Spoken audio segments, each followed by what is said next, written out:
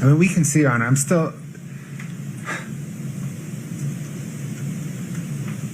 still think there's a hearsay problem. Based on counsel's explanation now, I also think there's a relevancy objection.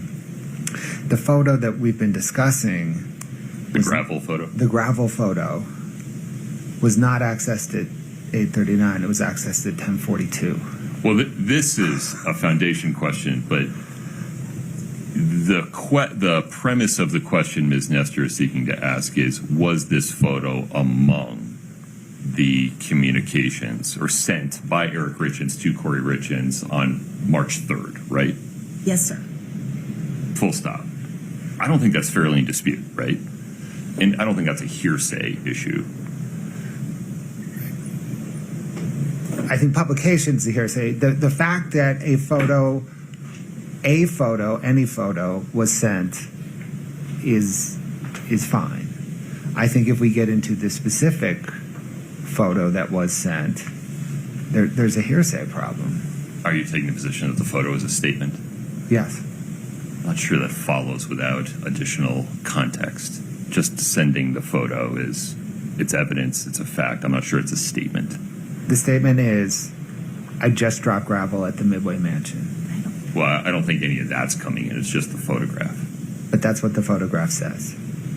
I don't understand. Is there text on the photograph? No, Your Honor, but the defense has, the defense has, as part of their case, said that Eric Richins was into the Midway Mansion as evidenced by him dropping gravel. I want to come back to what I understand is being proposed by Ms. Nestor through this witness. Detective O'Driscoll, did you review Eric Richins' text messages with Kouri Richins the day before he died, yes or no? I understand the answer to be yes. Did he send Kouri Richins a photograph as part of those text messages on March 3rd, yes or no? Yes. Is this the photograph that he sent? Full stop. Oh, I'm fine with that. The only, I think there's a third option. It's not yes or no. It's I don't recall. Oh no, fair enough. I'm not telling him how to testify, and I don't know what he'll say. But as long as you don't go beyond that, Ms. Nestor, and as long as you don't make any representations regarding time, date is fine. Great. Then we don't have a foundation problem. We don't have a statement that would be subject to the hearsay rule. I think the low bar regarding relevance is met in as much as the defense seems to be laying foundation or argument to come later regarding when images and file paths on Ms. Richins' phone were accessed. Any other nuances here, Ms. Nestor? I don't think so. Do you understand? Do we have a common understanding of the limits of what you can ask Detective O'Driscoll without drawing another objection? Absolutely. Do you have an image of just the photograph? I do, but I think if it's out of context, he won't. It's too hard for him to. I mean, I think it needs to. You can't show the text messages without provoking the hearsay problem. No, not to the jury, just to refresh. Oh, because I think it's got to be. He's not going to know. It's just going to be a weird picture. Understood. Should we just go ahead? Are you going to publish the photo to the jury, though? No. Oh, okay. So, we could just go ahead and admit 340 now, because then the next question is going to be, is this the same photo that is in this picture right here? And then we're done. Is this the same photo? This is not a question for me. It's a question for Mr. Bloodworth. No objection to admitting 340. Okay. I don't know that. Now, there's the follow-on. Is this the same photo?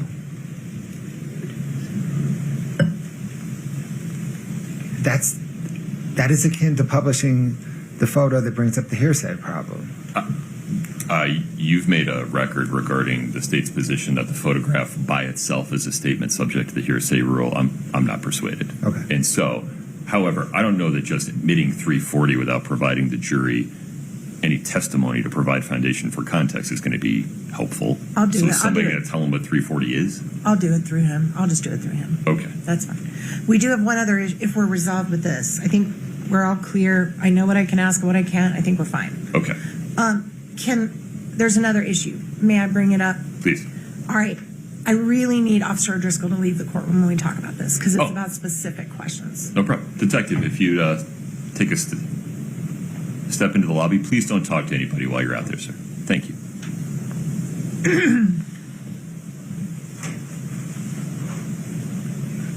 Okay. Thank you, Your Honor.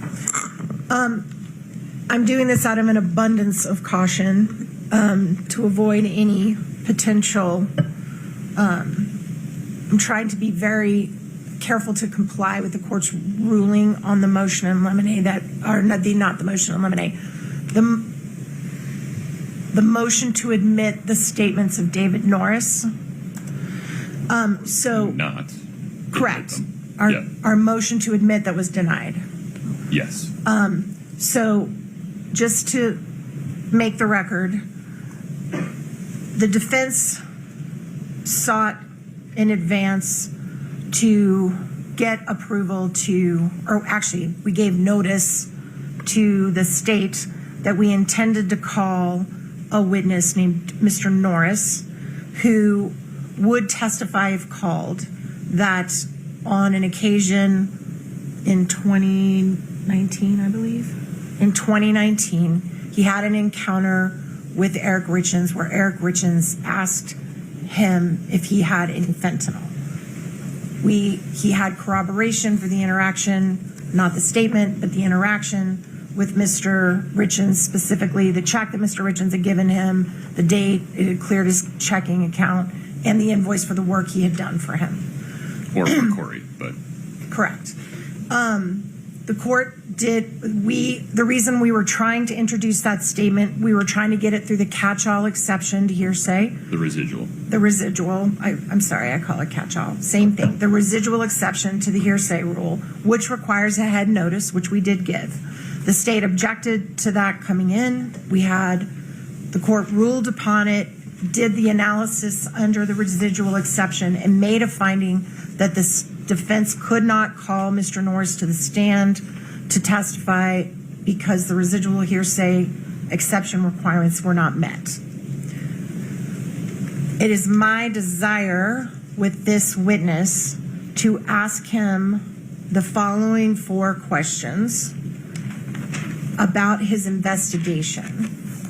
And it touches on Mr. Norris's testimony, but it's a separate matter. But out of abundance of caution, I am giving you a heads up. So the first question is this. You discussed with Mr. Bloodworth yesterday that the way you approached this investigation was to look for evidence based on 3 possible scenarios: an accidental overdose, a suicide, or a murder, correct? Question number 2.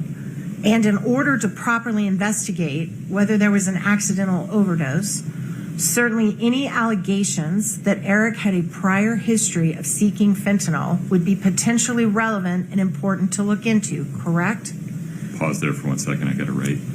I'm sorry. I do have these if you want me to email them to you. No, it's okay. Just Okay. give me a moment. No worries.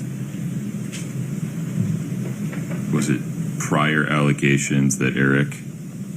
Any allegations that Eric had a prior history of seeking fentanyl would be potentially relevant and important to look into, correct? Got it.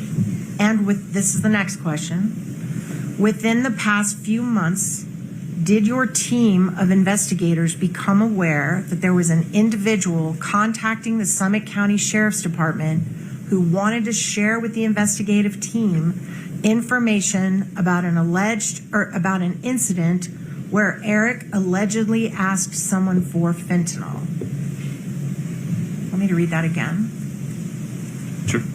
And within the past few months, did your team of investigators become aware that there was an individual contacting the Summit County Sheriff's Department who wanted to share with the investigative team information about an incident where Eric allegedly asked someone for fentanyl? And then there's one more question. Let me know when you're ready, Your Honor.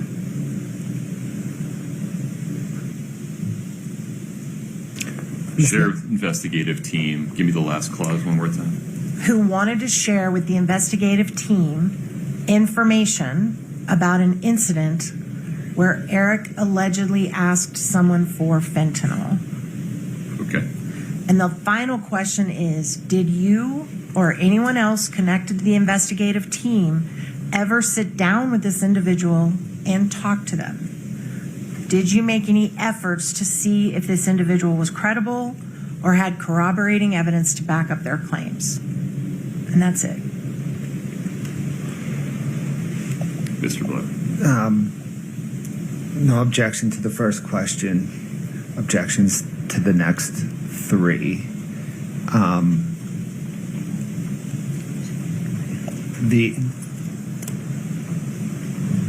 This is a transparent attempt to circumvent the court's 807 ruling regarding Mr. Norris by casting some sort of inference that what Mr. Norris would have testified to is admissible. This setup has been long in the making. After the court issued its 807 ruling, Mr. Norris called the Summit County Sheriff's Office. Deputies interviewed him, and he said he was calling on behalf of, or he was calling because defense counsel told him he should call. May we just pause here for a moment? I don't know that we need to go into any of that. I understand part of your objection to be a lack of foundation. That is the beginning, Your Honor. I think that's the beginning and the end of the discussion. There's no foundation for the premise of your questions 2, 3, and 4. I'm sorry, but I don't understand. We have been produced a report from the Summit County Sheriff's Department confirming this call was made and confirming that there was no interview of this individual. It goes not to the credibility of the individual, it goes to the credibility of the investigation that they chose never to even speak to him. There is no foundation for the premise of your question. It's as if you could make up any set of facts and put them in the question. If there's no foundation, it can't be the premise of the question. I'm sorry, but I don't understand what you mean by there's no there is validation from the state that this call happened. It's not that did you interview a person named David Norris. It's the substance that is the premise of the question. There is no foundation for the premise that Eric had a prior history of seeking fentanyl. But that's not the way the question is worded. The question is worded, is someone contacting you, asking to give you information about it, and you refuse to interview them? That's not the question you asked. Read the whole question. In order to properly investigate... No. Go to number 2. That is number 2. My apologies. And in order to properly investigate whether there was an accidental overdose, certainly any allegations, not facts, not nothing, just an allegation that Eric had a prior history of seeking fentanyl would be potentially relevant and important to look into, correct? Let me ask it this way. What would your response be if Mr. Bloodworth got up and said, certainly, detective, you investigated whether Hayden Jeffs had done all the stuff that I've excluded in my ruling regarding Hayden Jeffs? Would you be like, no problem, you can say that? That's a fair question. It would be reversible error for me to allow that question. There were 2 residual exception rulings in this case. Let's be fair about it. Right. That's absolutely correct. So is there a way, if we scrub out the reference to fentanyl and we don't get into the specifics of exactly what was said, because I understand their concern about that and the court's concern, which is why we raised this in advance, which is why I'm trying to do the right thing here. I appreciate it. If we just said that an individual contacted them with information about an interaction with Eric involving drugs, illicit street drugs, and they chose not to investigate it at all, it does go to their they've set forth this hypothesis that, well, we eliminated all other possibilities. And that's just not true. They didn't eliminate all other possibilities because they chose not to interview at least one person that clearly would have supported the first hypothesis, that he ingested it intentionally. So that's all I'm trying to get in. I am trying to get that in. You may be trying to get a little bit more in. Well, as much as I can possibly get in. Fair enough. But I do think it's fair game to say, look, you've got someone coming to your office saying he tried to buy drugs from me and I want to be interviewed, and they are like, no, thank you. I think I'm entitled to get that in, and I'm willing to do it in the most ethical, careful, reliable, non-inferential way possible, but I do believe that's fair game. And I'm open to suggestions. Whatever I need to do. These 4 questions are not it, Mr. Bloodworth. You look like you're about to say something. I'm sorry. No, Your Honor, as I understand, the status quo is the court's, I guess this court has sustained the state's objection to those questions. I have. I think what Ms. Nestor is trying to ward off is another set of objectional questions that are maybe more general, less specific, some version of probing the bounds of the state's investigation of the charges. Yeah. Your Honor, no. It's the same foundational objection, right? This is all to suggest that there is admissible evidence that Eric Richins sought fentanyl before. And at bottom, there is no admissible evidence that he sought fentanyl before. And I don't think that there is any good faith basis to suggest otherwise, or to suggest that any investigation into it was incomplete. Because the fact is, detectives, that Mr. Norris's narrative has been so thoroughly dispatched that there's no good faith basis to allude to an improper investigation, much less that there may be admissible evidence. May I respond? Yeah, hear me out for a second. Sure. Or let me make sure I understand the bounds of the argument here. You said there's no admissible evidence that Eric Richins sought fentanyl. My sense of the evidentiary record so far, and the evidentiary record, or the universe of admissible evidence that's available, is that there's no admissible evidence that Eric Richins ever sought or received narcotics except through a prescriber. Correct? Correct. The only admissible evidence that's already admitted, I think it's his knee surgery, is right? a 2016 hydrocodone prescription following knee surgery. Right, okay. Very good. Now, by the same token, I believe all the admissible evidence of Ms. Richins seeking or receiving narcotics of any kind is already in, correct? And all is putting it strongly, but yeah, that is, to the extent there was any admissible evidence of Ms. Richins seeking fentanyl, it's either in or it's not admissible. Let me say it that way. Or it would come in a rebuttal case. Understood. Okay. Which was the basis, among other things, of, not the basis, but is related to the court's exclusion of the offered statements of Hayden Jeffs to his sister. Right. Right. So I do wish to correct Mr. Bloodworth's statement that we have fully dispatched Mr. Norris's proposed testimony. To the contrary, the court was very clear that you were accepting, for purposes of your analysis, that everything in the affidavit that Mr. Norris provided was true, and that you did the analysis, the court did the analysis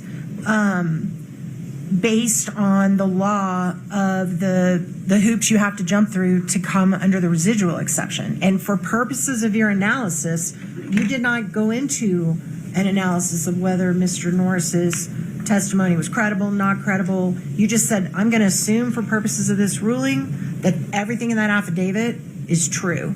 And then I'm going to rule on whether it fits the residual exception. And the court went through a very thorough analysis and decided it did not. So I don't think that's a fair statement that he just made, that we fully dispatched it like there's nothing behind it. That's never been litigated in front of this court, nor have we asked it to be. The difficulty here, though, is imagine David Norris were on the stand. Right. And you asked him, hey, did you ever contact the Summit County Attorney's Office or Sheriff's Office? My apologies. Yeah. He says yes. And then you say, what did you tell them? It immediately provokes a hearsay objection that I've already dealt with under my ruling on the residual exception. Absolutely. And we don't, if you want to elicit testimony that, did you ever speak to a gentleman named David Norris? Yes. And then move on, fine, but I'm not sure how that's relevant. Well, that's meaningless to a jury unless I can say, was there a gentleman named David Norris who tried to give information that would have supported the first hypothesis? But that's the hearsay problem. But it's not being offered for the truth. It's being 100% offered, being offered. Your for the Honor, truth. if I may please, it's being offered for the same reason they've gotten in a ton of other hearsay in this case, by the impact it has on how they did their investigation. They got that in through Woody. That's how they got in the Amy and Katie's statements, because it wasn't for the truth of the matter that Kouri tried to kill him before. It was how it impacted her investigation from there on out. This is the same exact argument. It's how the fact that they got that information and chose not to even investigate it, how that impacted the hearer. It is irrelevant for purposes of the truth, and the court can instruct it like you've done over and over and over for their witnesses when we had this exact same argument. If that's true, Ms. Nestor, Yes. then the 807 residual exception wouldn't exist and it wouldn't apply. It does apply, and so you can't use this argument to undermine that. I know, that's why I'm trying not to undermine your ruling. That's why the substance of what he told the Summit County Sheriff's Office can't come in. And I think I could maybe craft a question where we leave out the juicy substance and just say there was an avenue that you chose not to investigate. But I've got to get something in context so the jury understands, hey, you had this road, you chose not to go down it. That was your choice. I appreciate why you want to present this to the jury, but there are limits on both sides of the V about what gets presented to the jury. And those limits are in part defined by the Utah Rules of Evidence. And this substance cannot come in under the Utah Rules of Evidence. For the same reason that the state could not argue that we want to get in Hayden Jeff's statements to his sister just for the effect upon law enforcement in terms of the scope of their investigation. No. Okay. And there's no scenario which we're going to be allowed to question him about choosing not to investigate this evidence. There's no scenario in which it's relevant without the substance of the excluded communications. If a crank from New Jersey, I don't know why I'm picking on New Jersey, but I grew up near New Jersey, called the Summit County Sheriff's Office and said, I was in Utah on that day and I saw it happen, and the Summit County Sheriff's Office chose not to investigate it, would we be having this conversation? That's not this circumstance, though. It is the same, though, because that evidence has nothing to do. Here, it's even worse because it's inadmissible. It's inadmissible from Mr. Norris's mouth, but I don't think it's inadmissible, period, in terms of if it was part of an investigation that was ignored or not followed. The substance is inadmissible. The fact that they spoke to David Norris as a fact is admissible if it's relevant. But without the substance, it's not relevant.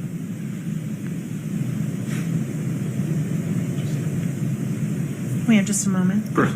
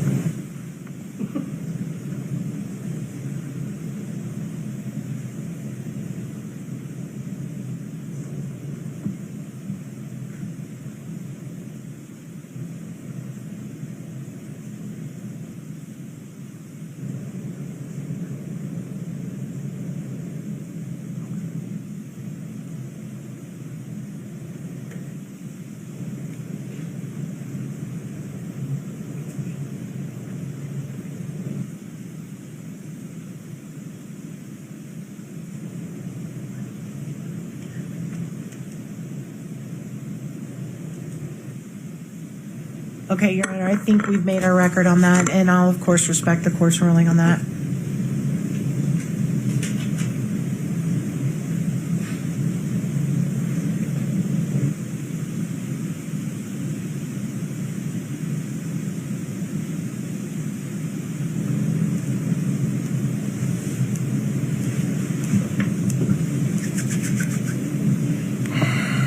Let me take a minute. Let me just take 5 minutes. Thank you, Your Honor.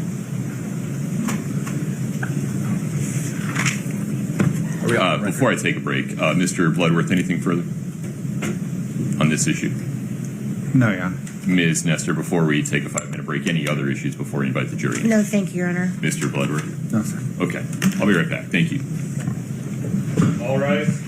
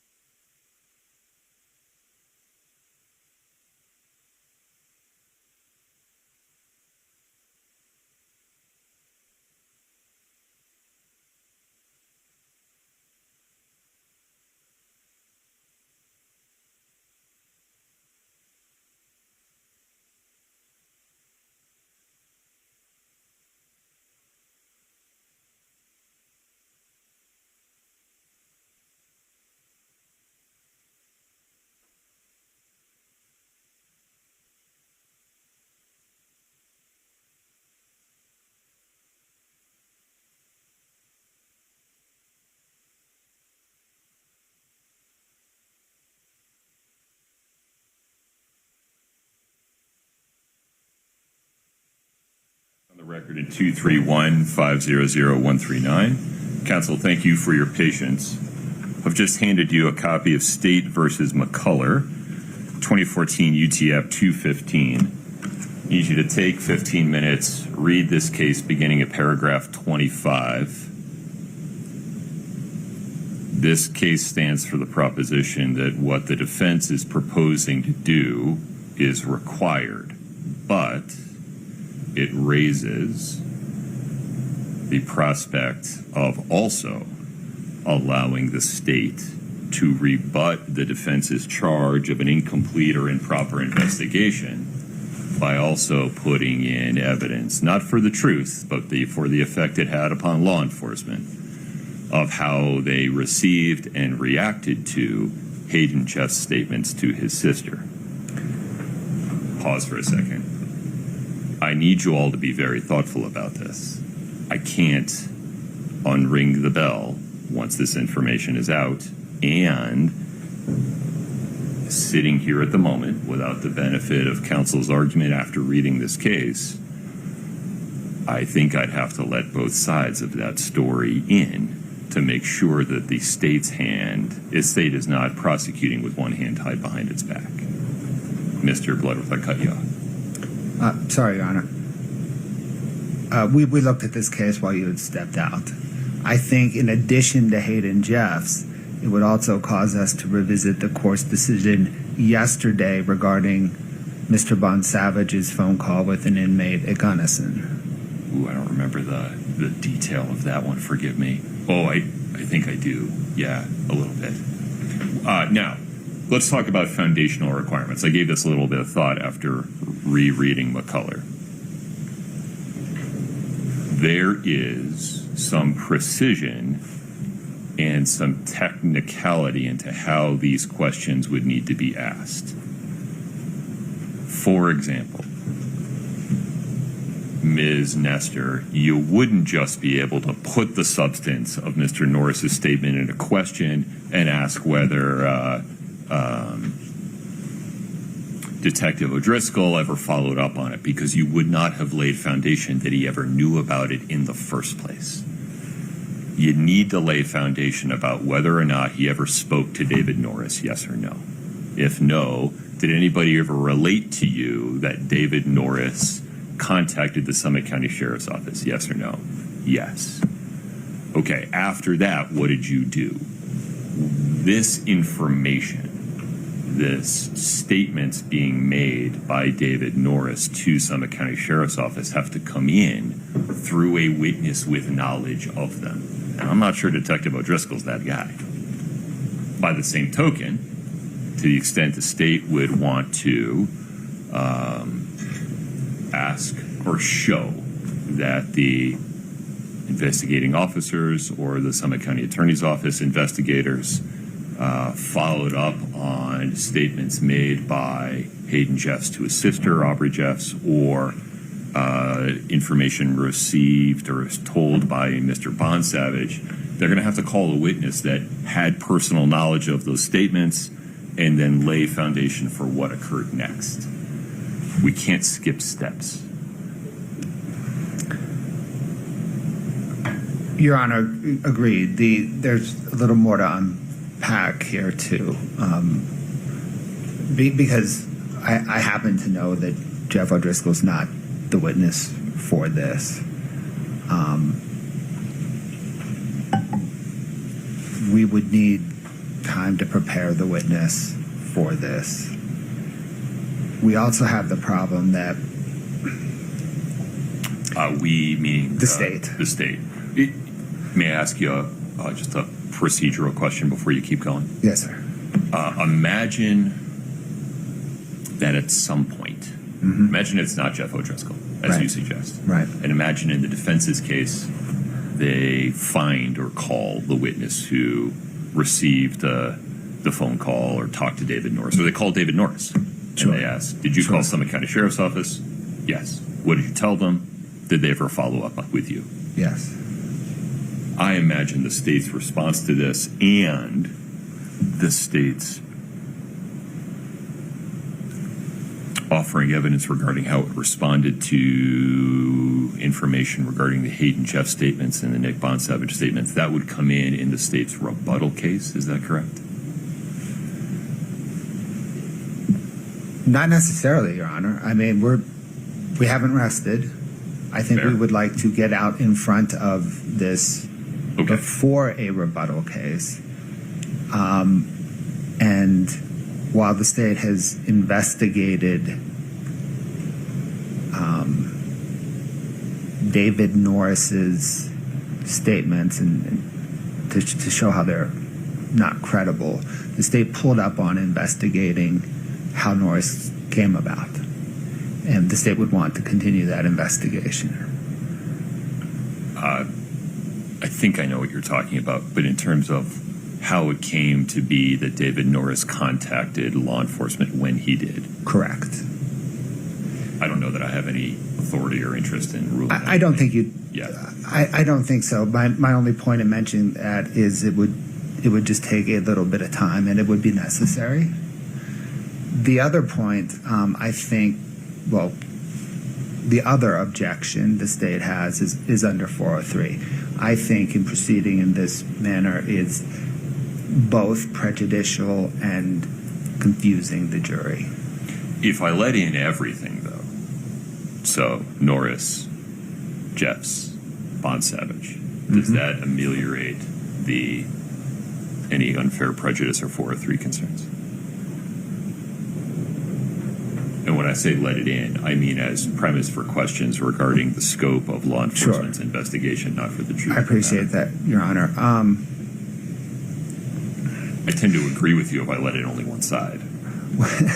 It's interesting because both that assumes that the weight of unfair prejudice or the weight of confusion is equal on both sides. The state, I don't think it is. I think because of the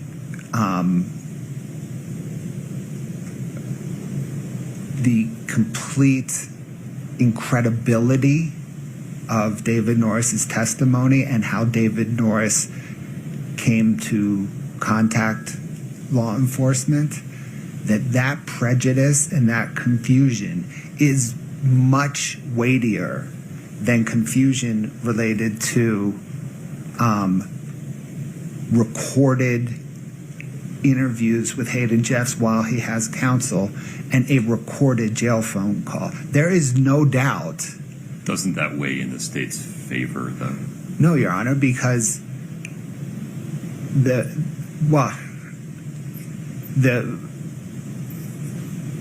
I guess the question is whether it's unfair prejudice or confusion. Confusion, it doesn't, David Norris's the purported effect on law enforcement of David Norris's is even way more confusing than the effect, just because the information provided to David Norris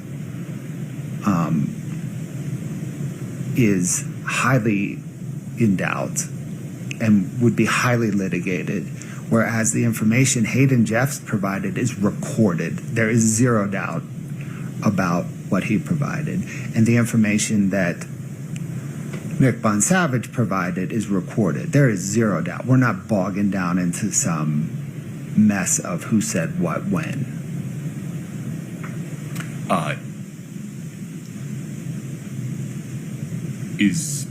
When you say the information, you mean the substance of what David Norris told Summit County Sheriff's Office a number of weeks ago? Correct. Okay.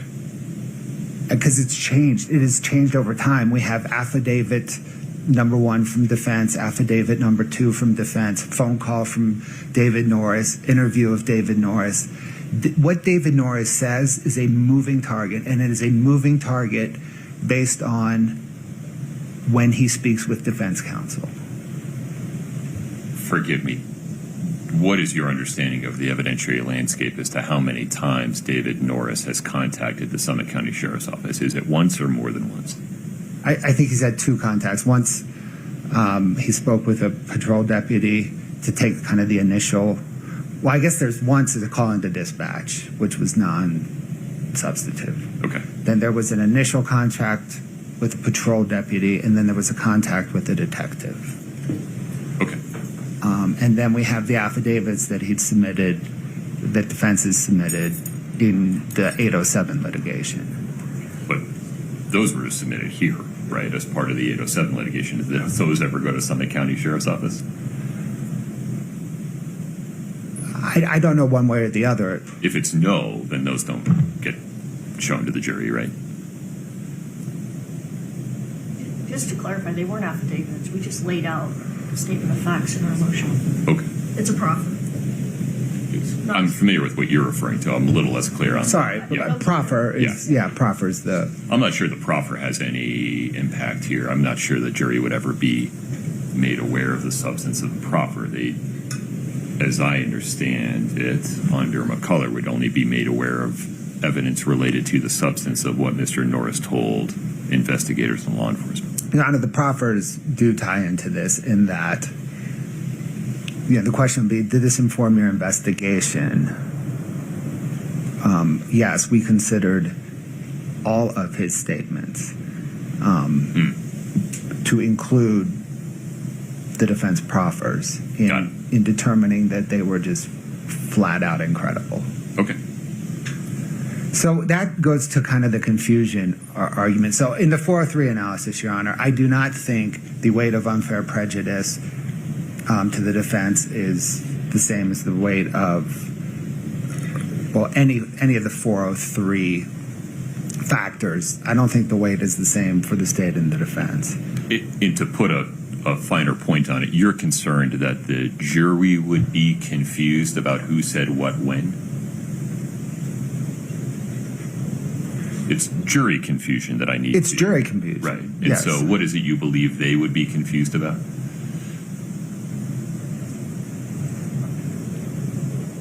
I think they would.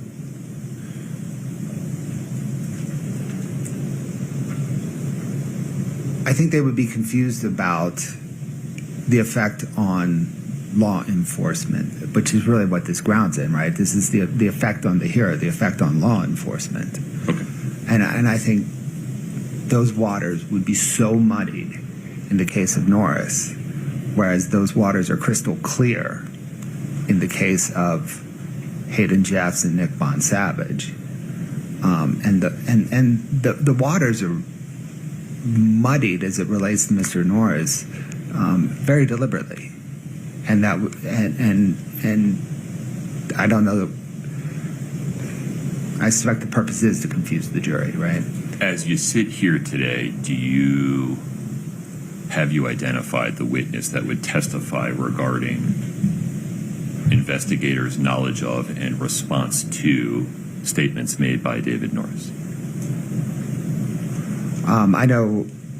Yeah, I don't remember the name. I know the patrol officer. I think I know who he talked to. I think I know who the detective talked to. It also involves my office, right? And so You would be able to call an investigator, not a lawyer, right? right. Yeah. So probably 3 witnesses. Okay.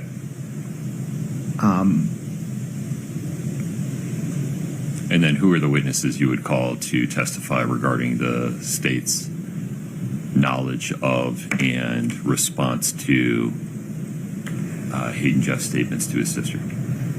Or, I appreciate that Hayden Jeff spoke directly to law enforcement in a recorded interview.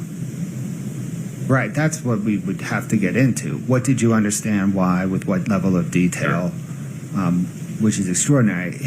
And there, as I understand it, the state's position would be, well, if we're not admitting it for the truth, Judge, there's no Crawford problem, so the recorded interview comes in. 100%. Okay. And the same thing, by the way, with the Nick Bond Savage jail call, right? That entire jail call comes in lock, stock, and barrel. If we're going to mention it, we're going to mention it all. Oh, I understand. And then can I just say one final thing on the unfair prejudice?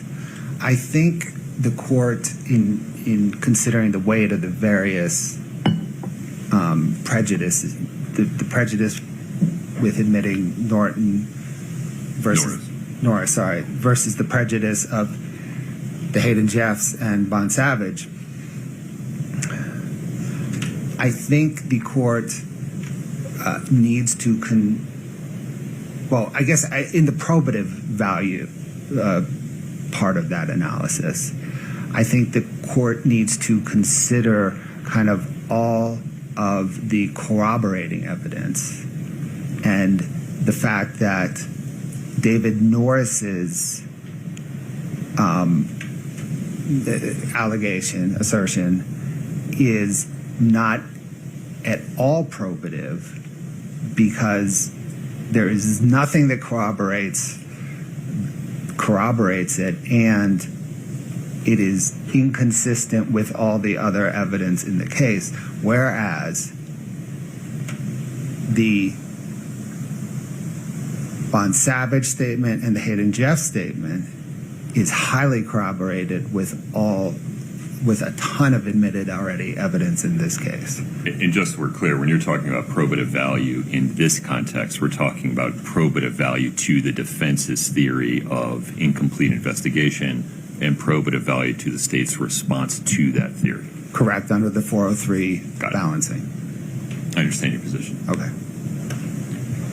Ms. Lewis, Ms. Nestor, Mr. Ramos, this is high-stakes poker. Yes, it is. I was just going to ask you if we could have a little time to meet with our client next door. She's got some decisions to make about that. I want to make sure that you explain to her that if you're successful in persuading the court that the substance of David Norris's statements should come in not for their truth but for their effect upon law enforcement and investigators, for their probative value to the defendant's theory of incomplete or incompetent investigation, that by extension, my view is that I need to allow the state to respond to that theory by, among other things, admitting evidence of their knowledge of in response to statements made by Hayden Jeffs and Mr. Bon Savage, not for their truth, but to show what they were doing and how they were doing it. Can I just get a clarification on the Bon Savage? I want to make sure I'm on the same page. Why don't we just get a proffer of it, Mr. Bloodworth, so we're all hearing the same thing at the same time? Yes, Your Honor. In a March 4th, 2022 jail call between Mr. Bon Savage and an inmate in Gunnison, they're discussing purchasing a PlayStation controller, and they're discussing who's going to pay for it, kind of how to get the money for it. And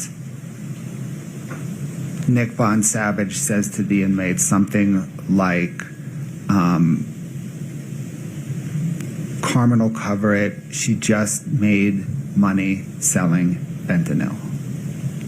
So this is already in, other than we The word substituted fentanyl. the word fentanyl We for illicit illicit street drugs. Right.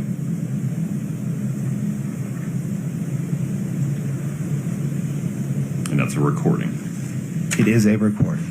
as is Hayden Jeff's interview with law enforcement. And the upshot proffer of that interview, and this occurs many times, there's pages of transcript on this subject, but the upshot of the proffer is that Kouri Richins asked me to buy her fentanyl. I explained to her, in really colorful language, how dangerous it is. She wants to stay away from it. Who on earth would want fentanyl? And then there's a second phone call where she calls back and asks for the Michael Jackson stuff, and they get into a propofol discussion. Right. Okay. How much time do you want, Ms. Nestor? We have 30 minutes. That's fine. Thank you, Your Honor. Anything else before we take a recess, Mr. Bloodworth? No, Your Honor. Ms. Nestor? No, sir. We'll be in recess until 10:30. All rise.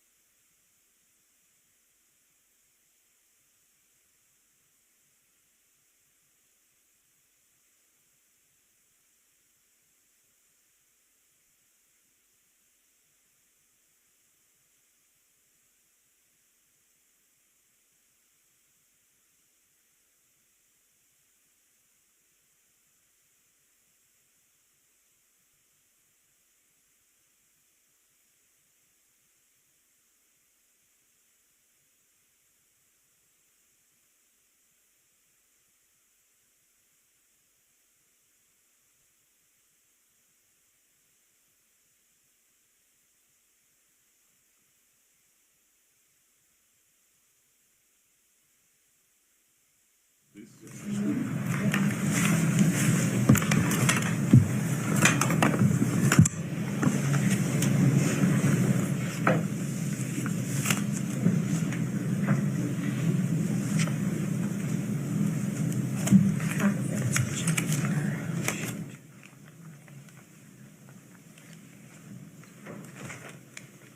back on the record in 231-500-139. Counselor present, Ms. Richins is present. Ms. Nestor, you've had an opportunity to confer with Ms. Richins. How does the defense want to proceed? Thank you, Your Honor. Thank you for the break. We appreciated that. So we have reviewed the case. We clearly understand the court's ruling that if any of it comes in, all of it comes in. We get that. We also understand and appreciate that the court is going to require proper foundation, and we're not skipping any steps. We accept the state's representation in good faith that Officer O'Driscoll, he's out still, right? He is not the foundation witness because he is not the individual who communicated with Mr. Norris. And we will, if we proceed with this line of questioning and we decide to introduce this evidence, we will do it through the proper foundational witnesses, which we accept as not him.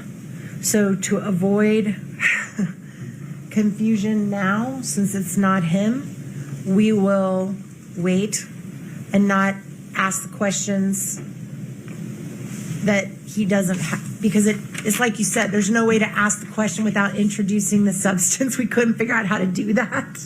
So we're going to wait until we have a foundational witness, and then we will proceed that way if we can lay a foundation. Okay. And if we decide to go forward with that evidence.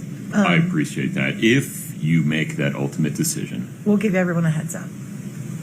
I appreciate that. And one of the reasons I would need that is to make sure I give defense an opportunity to state on the record, or at least summarize on the record, their strategic balancing of the risks and benefits so that there is a record of that going forward. I appreciate that, and I think that's probably a good idea for everyone, Okay, very including good. us. So, Mr. Bloodworth, because the defense will not be opening the door to any portion of its incomplete investigation theory related to David Norris through Detective O'Driscoll, I don't believe the state would be permitted to respond to it yet. Is that your view of it? That is my view of it, Your Honor. Okay. So, as a matter of status quo, we are going to proceed with additional cross-examination of Detective O'Driscoll, correct? Yes, sir. Did we reach I'm sorry. Could we just go ahead and, well, I can just do it through, I think we decided I would just ask him about 340. I'm sorry, and I apologize. Okay. I withdraw. I was about to ask, did we reach an endpoint regarding 340 and the photograph? So the plan is to introduce the stipulated 340, which we'll get in, and then I will ask him if he can identify the photo. If he can't, he can't, but I'm going to try. Okay. And I'm not going to get into the substance of any of the bubbles, and I'm not going to introduce the bubbles or any of that. Okay. The only thing I'm going to display to the jury will be the picture on 340, and then I may have it side by side in front of O'Driscoll so he can compare and refresh on the one that's not getting introduced. And to the extent you ask him about whether it was sent as part of text messages between Only the date. Eric and Kouri on the date, it's a yes or no question? Correct. Just Okay. on the date, not the time, because I don't want to confuse anyone or require UTC time or any of that conversation. And the time really is irrelevant to us. Okay. Mr. Bloodworth, anything further on that? No, Your Honor. All right. Are we ready for the jury? Yes, Your Honor. Ms. Nestor. We are, Your Honor. Zach, please.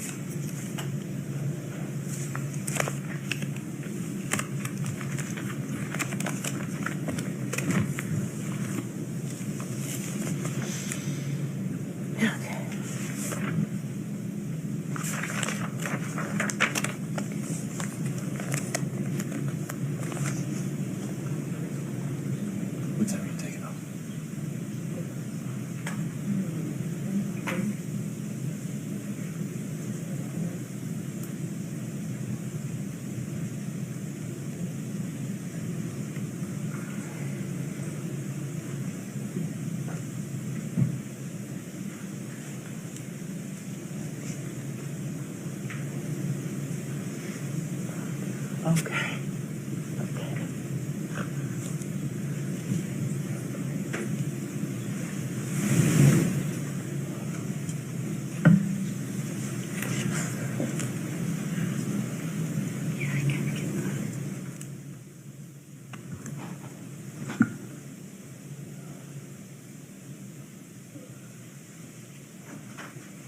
All rise for the jury.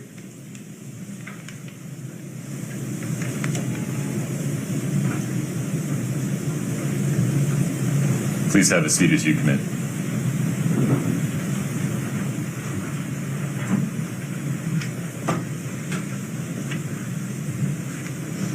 All right, have a seat. Thank you. Ladies and gentlemen, thank you for your patience. We will now proceed with additional cross-examination of Detective O'Driscoll by the defense. Detective, let's have you come in the courtroom. Detective, please step in front of Brittany. We'll get you sworn back in.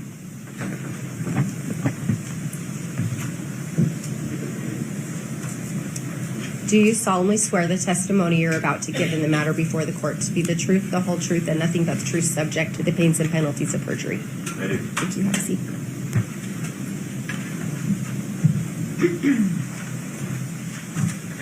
Thanks, Zach.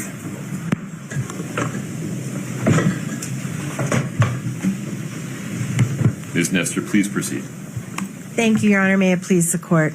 Good morning, Detective O'Driscoll. Good morning, Miss Nestor. I believe when we stopped yesterday, we were talking about the GIFs or GIFs. And I want to start by having you review a document that's been agreed to by the parties. It is exhibit number 3-40. And at this point, Your Honor, we're asking to admit it per stipulation of the parties. So the witness can see 3-40. And do we want to publish now, counsel? Please. Mr. Bloodworth? No objections. State's exhibit 3-40 is admitted. All right. And this was talked about when, I believe it was Mr. Kostradimos, I think, it's all blurring together now, was on the stand. But this is the group of all the GIFs or the GIFs that were in kind of a group and included the ones that were accessed on the morning after the police left Ms. Richins' home, after Mr. Richins passed. Do you remember the testimony about that? Yes. Okay. Can we go to the page that shows the GIFs in question? Maybe blow that up at the top. Okay. So I think that's two of them. One of them is from, I guess, the movie Dumb and Dumber. And the other one is our president. And I think there was a third one, but it's, yeah, Mr. Spacey and in a TV program, right? And those are the three GIFs that were talked about. And if you blow up the time that they were accessed, they all were accessed at 8:29:03 a.m. on March the 4th. That's the day that Mr. Richins was found deceased, correct? Correct. Right. And I know we've already heard the testimony that these are what we call orphaned GIFs. You can't really tell which text they came with and exactly when they were sent or who they were sent to or by. All we know is that they were somehow accessed at that point by her phone, correct? That was the testimony, Mr. Kostradimos, yes. Okay. Can you pull up another one of the photos that is the picture from the house? That's it. All right. This is another picture that was accessed at that exact moment at 8:29. And can you blow the picture up a little bit? Do you recognize what that is, that photograph? It's the legacy home. It's the legacy home, right? And was there another photo that was accessed that same morning, also orphaned? Can you find that picture? It's right above it, I think. There we go. Can you blow that picture up a little bit? Thank you. All right. And is that also just a closer up view of the Legacy Mansion? It appears so. It's very blurry on my screen. It is. I think it is blurry. And then can you back out and show the time that one was accessed according to this same group of photos? That one appears to have been accessed at 10:42 a.m. the same morning. That's what this document says, yes. Okay. Now, if we could put just on the witness's screen, exhibit JO, I think it's 11, not for the publication yet, Your Honor. Understood. All right. And can you take just a moment and blow that up just a little bit so he can read it better? All right. Just take a second and scroll through that and tell me if that refreshes your recollection about any documents you reviewed about Eric's final communications before he passed. Your Honor, objection. There's no foundation to get to whether or not his recollection requires refreshment. Yeah, let's pause there. Would you lay a little bit of foundation before we get there? Sure. And it requires us to go back to yesterday. So yesterday I had asked you right before we stopped if you had, as part of your investigation, reviewed the final communications of Eric right before he passed away, and you mentioned you had. Is that correct? Yes. All right. Based on that, if you could refresh, do you recall the communications you reviewed that day? Not all of them. Some of them, yeah. Can we then please blow up this document in front of him and see if this refreshes your recollection as to what you reviewed? Mr. Bloodworth, the witness doesn't have it yet. Any objection to that question? Your Honor, I think the objection foundation, I think there requires additional foundation. I think the question pending is, are these among the things he reviewed, correct? Maybe I misunderstood the pending. Yeah. That's the question. So I think, Can we back up a step? Maybe I'll catch up. sure. Ms. Nestor, ask your last question one more time, please. Are these texts that are before you part of what you reviewed from Eric's final communications on his phone? Go one step before that. He hasn't seen these yet. He doesn't currently have them in front of him. Do you recall all of the communications you saw that day when you were reviewing Eric's final communications? All the texts from his phone? Yes. On the day before he died? Yes. I don't remember all of them. I remember some of them.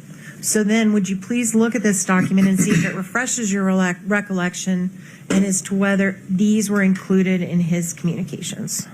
Any objection, Mr. Bloodworth? No, sir. Okay. The witness can now see what you're referring to, Ms. Nestor. Thank you, Your Honor. And can you go down just one more and maybe blow that up a little, that photo? Does this refresh your recollection, these communications of Eric's and Kouri's the day he died? These are time-stamped March 3rd. That's not the day he died, but the day before he died. Totally correct, because he died in, we think, the early morning hours of the 4th, right? Yeah, he was pronounced deceased on the 4th. Okay. Yes, Your So, Honor, sorry, objection. Foundation is to the meaning of died, right? He was pronounced dead. I think the witness and the questioning lawyer have a common understanding here. Overruled. thank you, Your Honor. Okay, so were these included in what you reviewed in the communications between Eric and Kouri on the 3rd of March? Yes. All right. And this photograph, if you could blow that up. Your Honor, objection. His recollection has been refreshed. I think the exhibit can now be set aside. I'm not publishing it. I've just got one more question about the photo, and then I'm done. I'll take it down and ask your question. If we need to refresh again, you can. Okay, thank you. Okay. Wait, did you tell me I could ask the question? Yeah, I took the photo down. Ask whatever you're about to Yes, ask. yes. Okay. Does the photo that you just refreshed your recollection with match the same photo that we just saw in 340? That was the corner of the Midway Mansion. Your Honor, the photo's still up on my screen, and the witness is My apologies. There you go. staring at it. Sorry. Is it the same photo, sir? This one that we just saw that was enlarged, you're asking if that's the same as the one in the text message? Does it match the one that we just put on the screen for the jurors that came with all those other pictures that morning? Yes. Thank you. That's all I have. Done with that. I'm sorry, maybe I'm not. Can I have just one moment, Your Honor? Of course.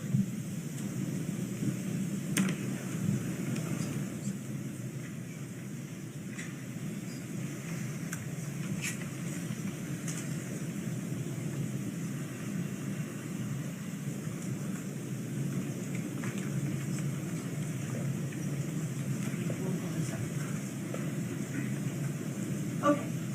One more step. If we could go back to 340, which has been admitted, and pull up some additional gifts that were accessed at that same time. If we could pull those up, please. Sure.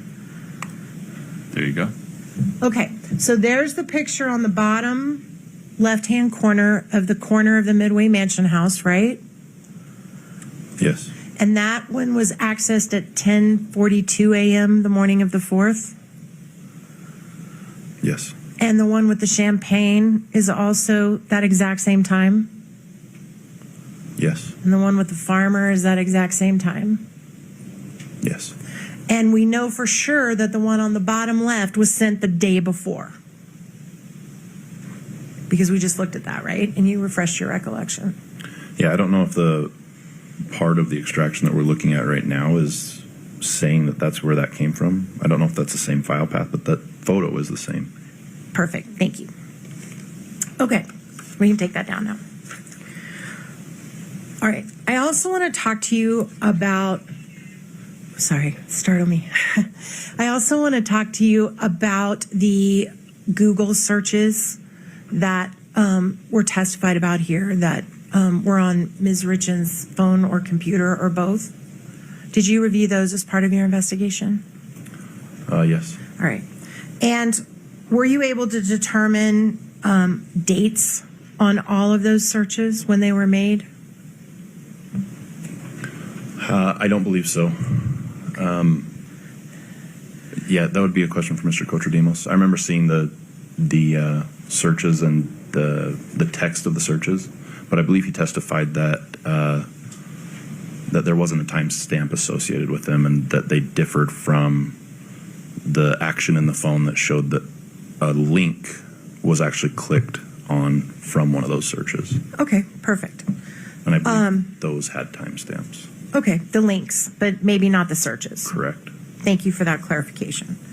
And you agree that as of April the 13th of 2022, approximately a month and a few days after Eric passed away, that Ms. Richins' house was searched and she was detained in a police vehicle, right? Objection, Your Honor. Foundation. Foundation, yeah. Sustained. Lay a little foundation there. Are you aware that there was a search conducted on her house on April 13th? On Miss Richins' house? Yes. Yes. And are you aware that while that search was being conducted, Ms. Richins was temporarily detained in a police vehicle for a period of time? Objection, Your Honor, calls for a legal conclusion. Overruled on that. Go ahead. I think the word detained is the problem there. I think there's been dispute over whether or not she was detained. But she was spoken to. She was asked to wait in law enforcement's vehicle until the lead detective could come speak to her about what was going on with the search. Okay.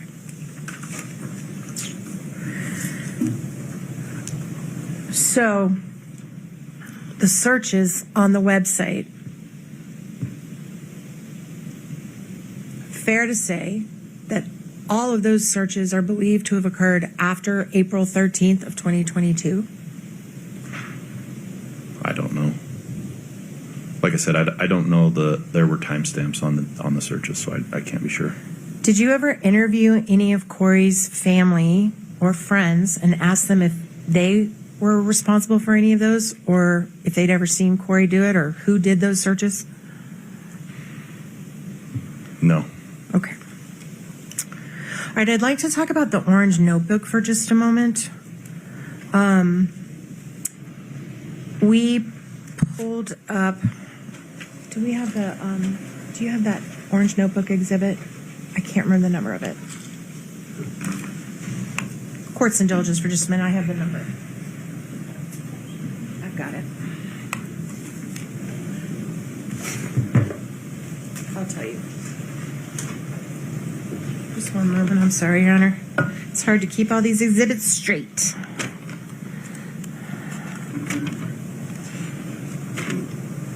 Can we put up Exhibit 2-66R? It's admitted, Your Honor. Oh, wait, I'm sorry. Before we do that, can we put up Exhibit, 2-66R? That's correct. Oh, we don't have they redacted part of it, and we don't have that. Scott, 2-66R, please. Would he be so kind? I don't want to accidentally put something up that was redacted, Your Honor. My apologies. We'll fix that. It's okay. One moment, please. Scott, if we do our normal dance, I'd appreciate it. Yes. No problem, Your Honor.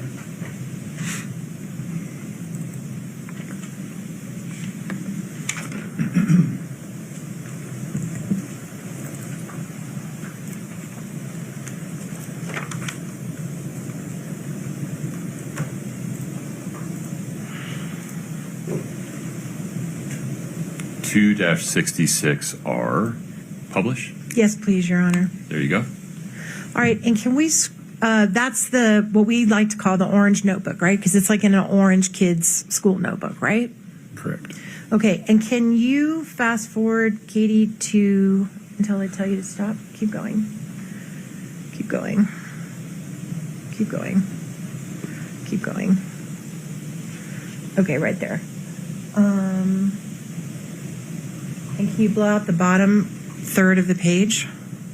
All right, so this orange notebook that was recovered from the house, you don't have any knowledge about the circumstances under which it was prepared, do you?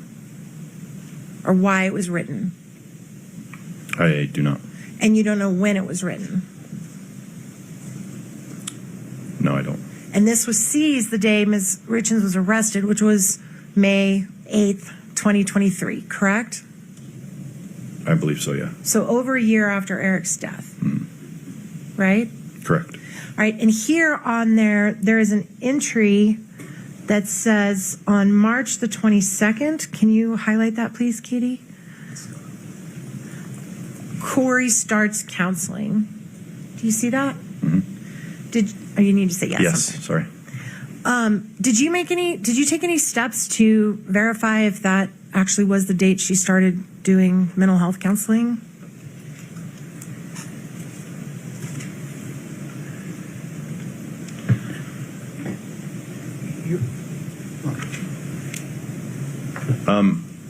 I didn't learn anything about her counseling from interviews that we conducted. We did get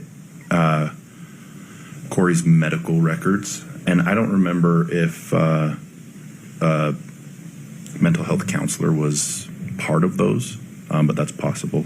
And I imagine as I forgot the word you used, as a serious crime investigator, homicide investigator, detective, death scene investigator, you've dealt with a lot of victims and family members who've been traumatized by a death and have required counseling. Is that fair? My involvement with victims doesn't usually go that far to know whether they sought counseling or not. We refer them to the Victims Advocate Service, and they're much more equipped to help them with that. Great. And have you ever heard of what's called trauma journaling? No. Do you know what that is? No. Okay. Your Honor, maybe approach on something. I'll move on. I'm done with that. He doesn't know, Are we so I'll approaching or moving on? Well, if we're moving on from the subject matter, no need to approach. Got it. We are moving on from the subject matter. Very good. All right, you also talked about the fact that you found it, I think you said suspicious, but I don't want to put that word in your mouth, but it was of significance to you that Carmen had placed Mr. Richins' obituary on her memory wall or her inspiration wall or whatever. Is that right? I noticed it, yeah. I mean, Okay. it was something that caught my eye. Did you, happen to notice if there were any other obituaries right around it or next to it? No, I didn't particularly notice. Can we pull up exhibit?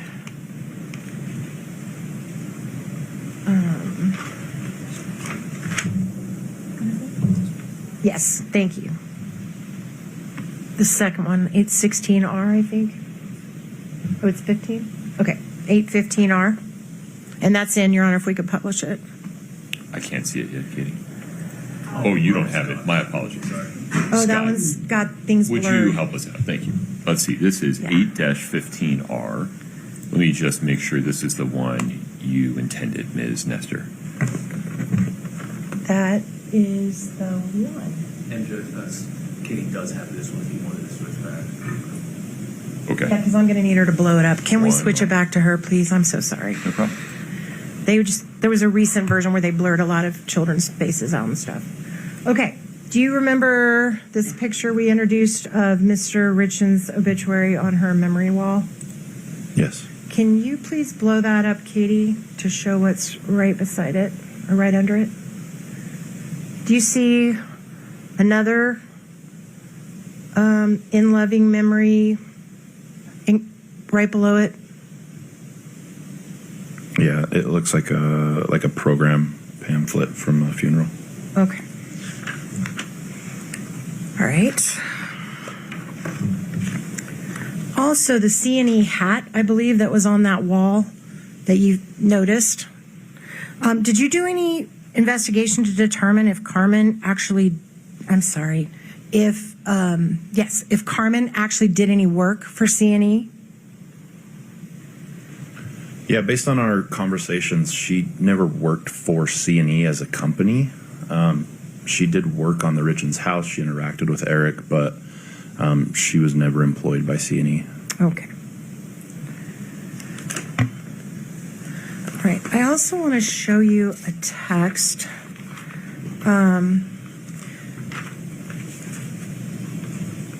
As part of your investigation of reviewing texts between Eric and Kouri, Katie, if you could pull up Exhibit 2 dash, I believe it's 9. 2-3. Thank you. That's it. Before you look at that, do you recall trying to investigating whether or not Kouri was aware prior to Eric's death that at least some, maybe not the house, but at least some of the assets that belonged to them or to Eric were shielded under some kind of a trust, if she was aware of that before he passed? Yeah, that was part of our investigation. All right. And did you review conversations she had with people about that and texts about that and things about that? I didn't have any recorded conversations that she had had. I guess it depends on the timing that you're asking about. Okay, I'd like to refresh your recollection and see if you look at these texts, if it reminds you if this is one of the things you looked at in trying to make that determination, okay? Okay. Can you blow that up? It's Exhibit 2-3D as in Delta. And just let him look at all of them, please, just slowly. Give him plenty of time to read.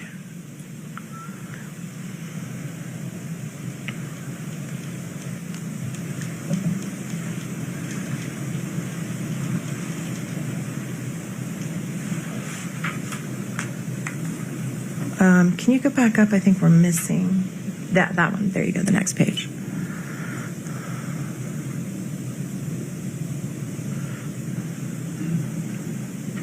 Does this refresh your recollection? Do you remember looking at this set of texts between Kouri and Eric? No, I didn't have time to finish reading that. Oh, sorry. Keep letting him read it.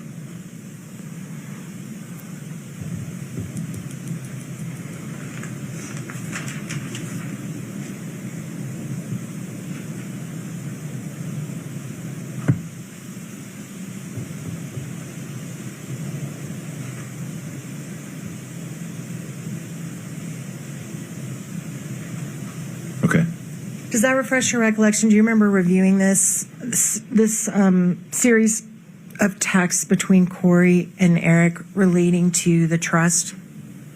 I don't remember, and the context of those messages, I can't say that that's what they're talking about. Okay, so this does not refresh your recollection. No. Okay, court's indulgence for just one moment, Your Honor.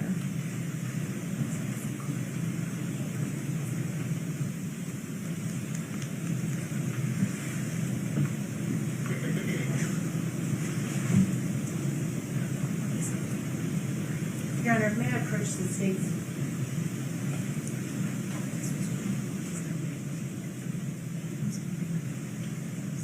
No, that's not true.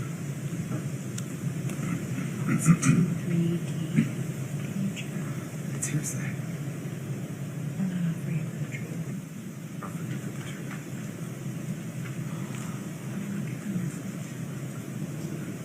I think in my response to her, like I said, these are hearsay and they're offered by you. Okay. Let me just look at my communications. Okay, I don't remember exactly which ones he asked for. If you weren't interested, I would redirect them. I just expected it.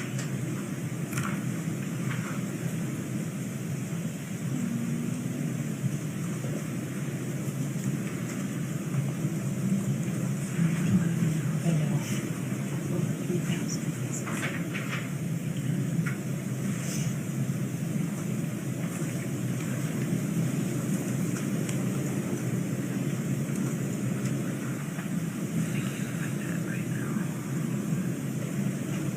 All right, we'll just hold on.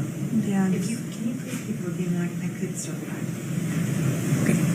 We're working on something, but I'm going to ask a couple more, move back, and then we may come back to it once she's done looking.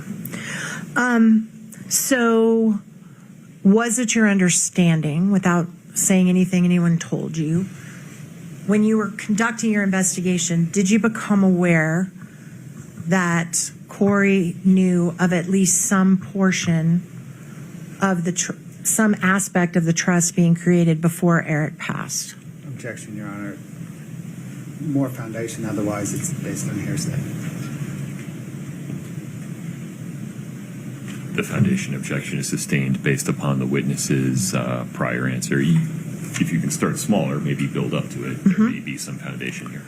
Did you interview people, look at documents, review texts to try to inform your investigation as to whether Kouri knew that Eric had created a trust for at least some portion of their assets prior to his death? I reviewed information about the trust from several different sources. Everything that I reviewed suggested that she was not aware of how the trust worked or the consequences of the trust. Totally fair. I think you're right about that. But was she aware that it existed? Objection, Your Honor. Same foundation objection. Overruled based upon his prior answer. You can answer, Detective. I can't think of a specific instance, but I think there was some information that might have suggested that. Okay, thank you.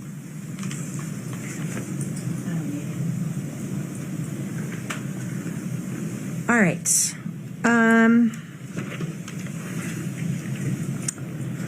Now I want to talk about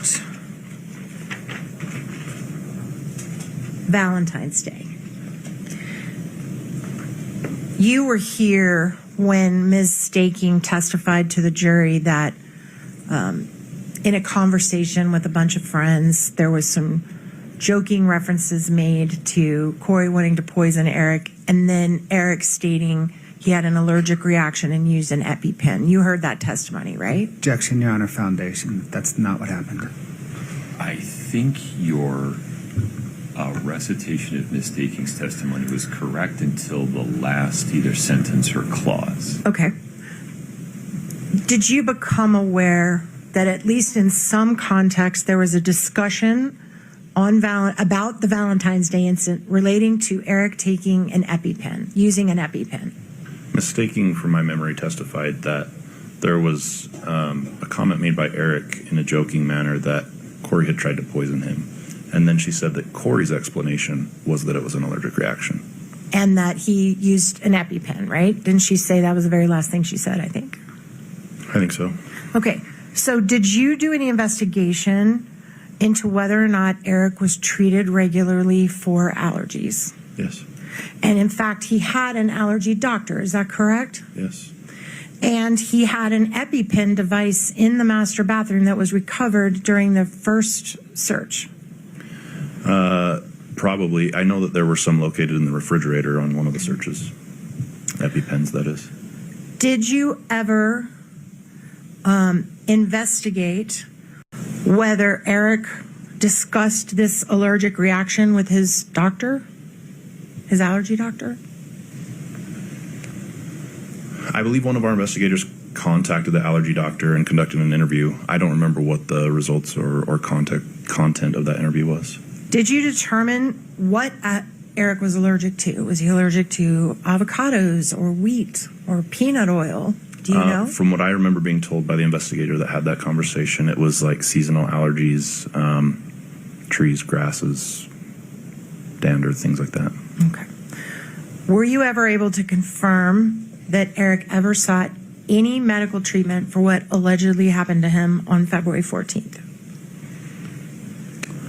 Just that in his text message, he mentioned that he might go to the hospital. So I don't know for sure if he did, but he was feeling bad enough that he thought he might need to. Were you ever able to confirm that he did? No. Okay.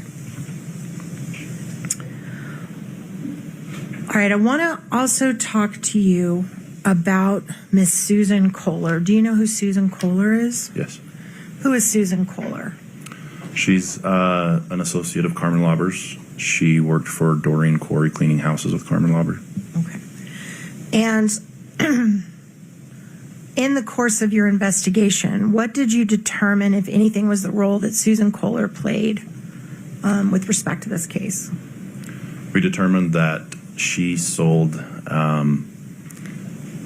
think the number was 15 to 20 Roxy's or prescription narcotic pain pills to Carmen at the request of Miss Richins. Okay. And was Miss Susan Kohler offered immunity like Crozier and Carmen Lauber were? Objection, Your Honor. Do you know? What's the basis of the objection, Mr. Bloodworth? Or do you need to approach? Relevancy. Approach for 1 second.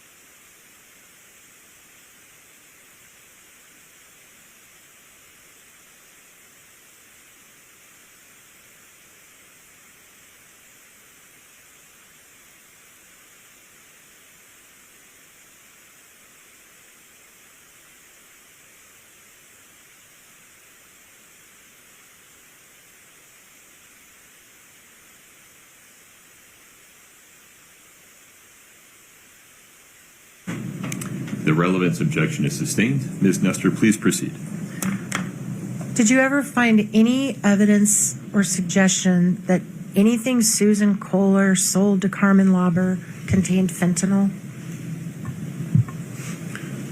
We found a bag of loose, I believe they were hydrocodone pills, in the mudroom walkway cabinet in the house. They were tested. They did not contain fentanyl. Thank you.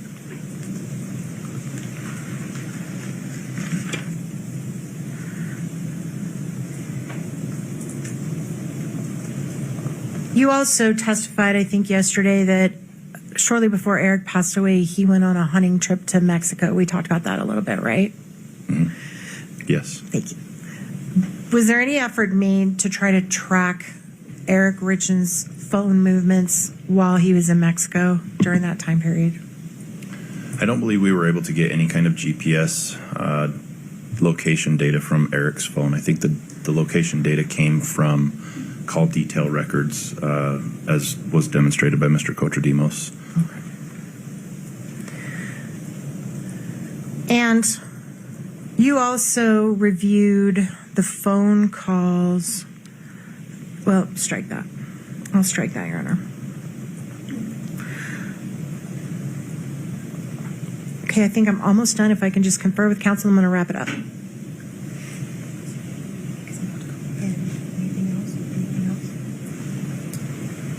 All right, we're almost done. So just to recap a couple of days of testimony that got interrupted a lot. This investigation has now extended for a period of over 4 years, right? Correct. Okay. And during that 4 years period of time, as recently as less than a month ago, you were still issuing search warrants. Is that right? Yes. And there were a total of at least 10 searches by law enforcement of Ms. Richins' home. Is that right? There were 10 search warrants issued, yeah. And Or around 10. you heard that there's also at least 5 multi-day searches by a private investigator. Is that right? I don't remember if it was 5 days. He said a couple days. And the agencies that were involved in this case were the Summit County Sheriff, right? Correct. The Medical Examiner's Office. They're not a law enforcement agency. Well, they have investigator, right? She testified here. Yeah. Okay. They're a civilian investigator. Fair. Also, there was a private investigator that was involved in this case and communicated with you and provided information. No, he was involved in the civil case. Did he provide you information? He provided our office information. I never talked to him personally. All right. The DEA was involved in this case, at least briefly. They never took any official action. Well, I should restate that. They assisted us with forensic tools, Okay. like call detail records and things like that. Homeland Security agent, or I'm sorry, U.S. Postal Service agent was at one of the searches, right? Yeah, I was aware of that. We've heard, I believe that we're over 45 witnesses now in this trial. Is that right? I haven't been counting. And in all of that, we have no murder weapon. Like, you haven't found anything that was connected to Eric's death. No fentanyl in the house, correct? There was a boatload of fentanyl in his stomach that came out of the house with him. Other than this, what's in his stomach? Did you find anything else that had fentanyl in it? No. Okay. You can't say how the fentanyl was administered, right? Orally. Besides orally. That's all I know is that he took it orally. We don't know exactly when it happened and what time of night or morning. We know a time range. Okay. You can't say the dosage that was ingested, right? 1 pill, 2 pill, 20 pills. Illicit fentanyl does not come in dosages. Okay.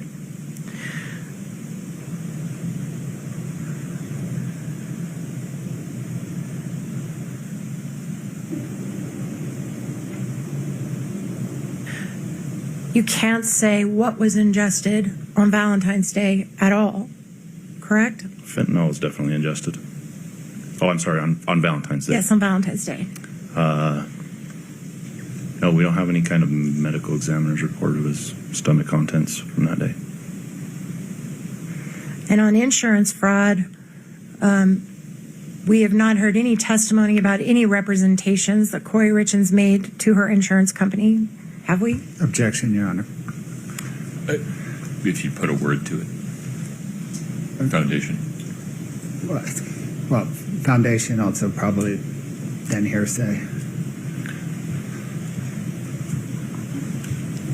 Would you approach for 1 second?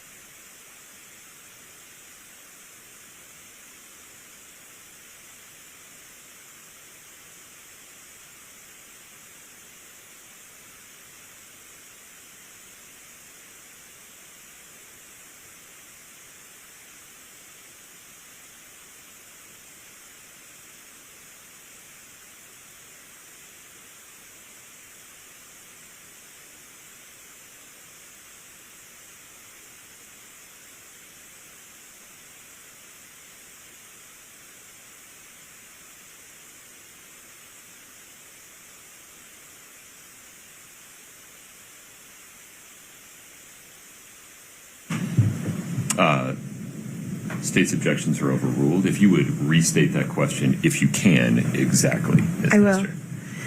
And we've not heard any testimony in this case about statements or representations Kouri made to her insurance company, correct?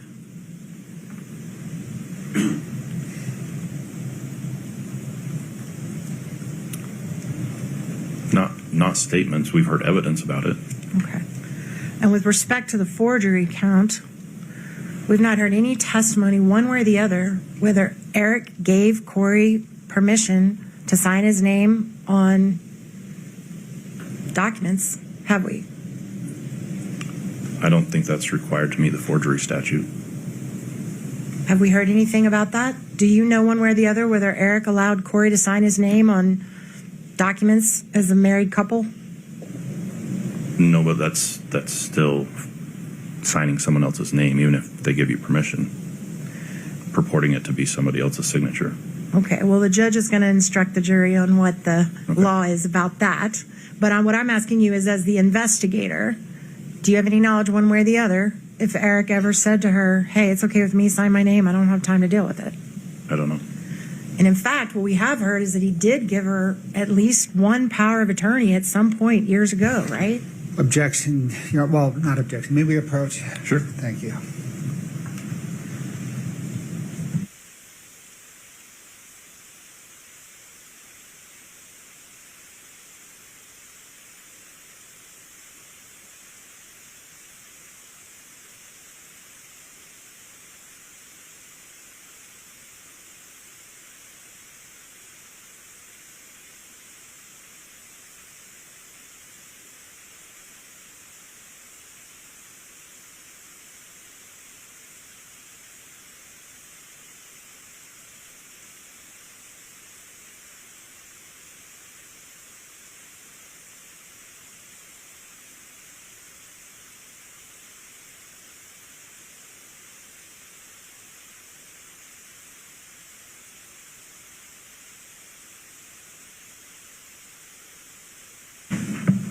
Okay, I'll withdraw that question, Your Honor. And you were here when Mr. Throckmorton, the handwriting expert, testified, and you heard him say that he could not say that Kouri Richins was who signed that document. Did you hear him say that? I heard him say that it was probably Not Eric. Probably not Eric. But he could not say that it was signed by Kouri, correct? Correct.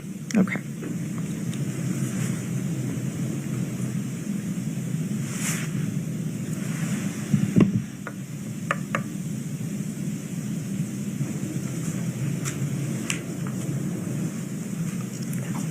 I think that's it. I appreciate your patience. Thank you, Detective. Thank you, Your Honor. We tender the witness. Mr. Bloodworth, within the scope of cross, please.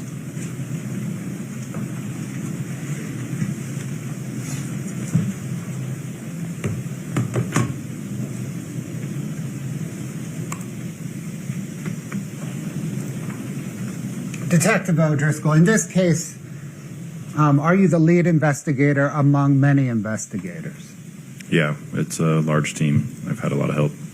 Does your job in part involve coordinating the activities of all the other sheriff's office investigators? Yes. And are you the lead investigator for the sheriff's office as opposed to the county attorney's office? Correct. I have no authority over what the prosecutor's investigator does. And does the county's, well, you may have just answered this, but does the county attorney's office have its own investigation capability and authority? Yes. Is it your job as lead investigator to be omniscient regarding every investigative detail in this case, to include details of the county attorney's investigation? No, I can't know every single detail. It's, as defense knows, terabytes of information. And in early 2023, was your personal investigative focus on determining the source of the fentanyl that caused Eric Richins' death? Yes, because like I said at the beginning, I came into the investigations division as a narcotics officer. Before I became the lead investigator on this case, that was our focus, is investigating drug-related crimes. In early 2023, did the sheriff's office have a digital forensics capability even remotely close to the capabilities of Mr. Kochodimos? No, that's why we hired him. And in early 2023, did the sheriff's office have any forensic accounting capability whatsoever? In which year? Which date did you say? Early 2023. They had a little. I mean, how early? Not until March and April. Well, let me ask you January, this. 0. And any forensics accounting capability close to that of Brooke Carrington? Oh, I'm sorry. Did you say forensic accounting? Forensic accounting. I'm sorry. I misheard. I thought you said digital forensics. No, the sheriff's office has no experts in forensic accounting. And is part of the reason that they have no forensics accounting experts and minimal digital forensics experts because you have a small office, right? Yeah, it's relatively small. Did the county attorney's office become involved in this case in early May of 2023 when it charged Kouri Richins? Yes, we only met with the prosecutors about a week before to give them our probable cause information. Subsequent to charging Ms. Richins, did the county attorney's office engage Mr. Kochodimos and Ms. Carrington? Yes. And is Mr. Kochodimos the investigator who analyzed the digital forensics, including cell tower mapping and cell phone data? Yes. And was it Ms. Carrington that investigated and analyzed the forensic accounting, including the closing on the Midway Mansion? Yes. And does the state provide the material from each of their investigations to the defense in discovery? As far as I know, yes. Do you recall in cross-examination when defense counsel picked a sentence from a May 2023 interview of Carmen Lauber, where it was either you or Detective Maynard told Carmen Lauber that she was something like the biggest piece of the puzzle? Yes, I remember that. What was the context of that comment? She said something about, can we just lay out all the information, all the pieces in front of us? Because we were trying to establish a timeline. And we told her, you're the biggest piece. You're the biggest part of the information that we don't know. She had the information. Sorry, I didn't mean to interrupt you. And did that context involve a piece of the drug purchase timeline rather than a piece of this whole giant case? Correct. The timeline of her involvement, not necessarily the entire case.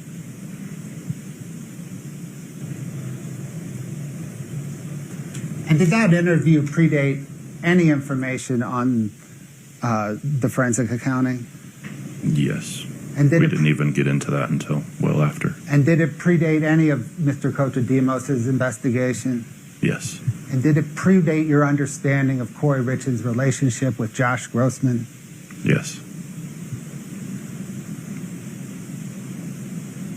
Do you recall whether that empty 2016 hydrocodone bottle that went with Eric Richins' body to the medical examiner's office, was discarded by the medical examiner's office in August of 2022? Back to hearsay. Please lay some foundation. Sustained. Do you recall what happened with the empty 2016 hydrocodone bottle? Need my objection. Detective, it's a yes or no. Start there. Yes. How do you know what happened with the 2016 empty hydrocodone bottle? I was told by other investigators that they're Objection. Sustained on hearsay.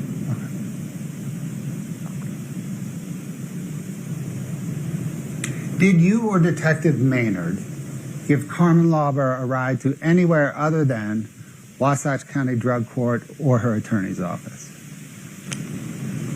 just here to this building. To this building? To meet with prosecutors or talk with her attorney. They're here. investigators force anyone to speak with them if that person does not want to speak with them? No. Can investigators seize someone's cell phone without a warrant based upon probable cause? No. It has to be consent or a warrant. At any time, have you believed that the walk the dog letter gave you probable cause to seek a warrant to seize Ronald Darden's cell phone? No, it didn't contain enough information for me to have gotten a warrant. Did your investigation determine that the EpiPens recovered from the Richins home were for one of the Richins children? Yes. The GIF image, the one with Kevin Spacey that says idiots, idiots everywhere. Is that from the TV show House of Cards? From my understanding, yes. Thank you.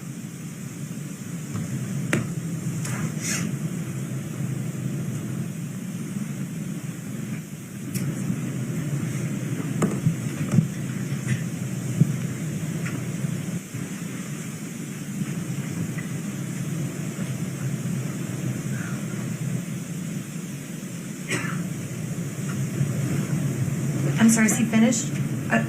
We have no further questions, thank you. May we release this witness? Yes, Your Honor. Mr. Bloodworth. Yes, Your Honor.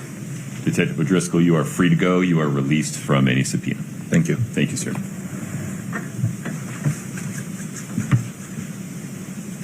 Mr. Bloodworth. Your Honor, the state has a stipulation to admit. I don't even think we have to publish it. So if the state could, I think we've marked it as 865. We'll admit that now. Okay. Can I see it for a moment?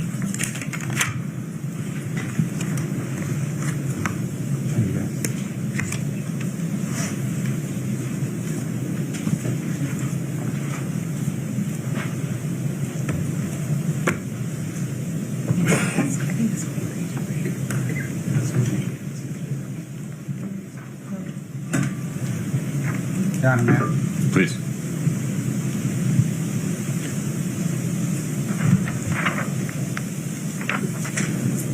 Do you want me to give the Mujisek stipulation of fact preamble and read this to the jury? Or do you want to just admit it?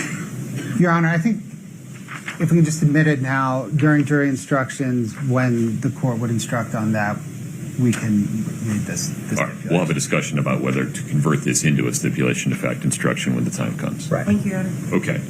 State's Exhibit 8-65, titled Stipulation of Fact, is admitted by stipulation between the parties. Mr. Bloodworth.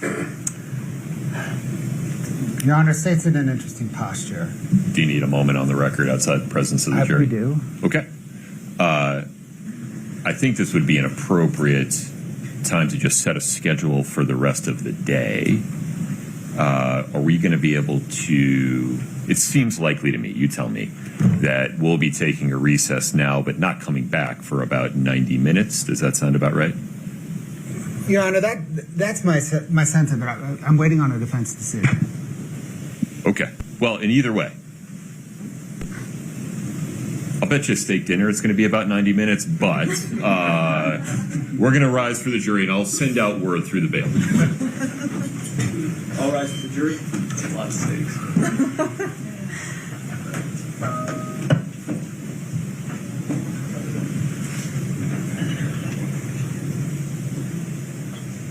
We have lunch coming today, right? Okay, very good.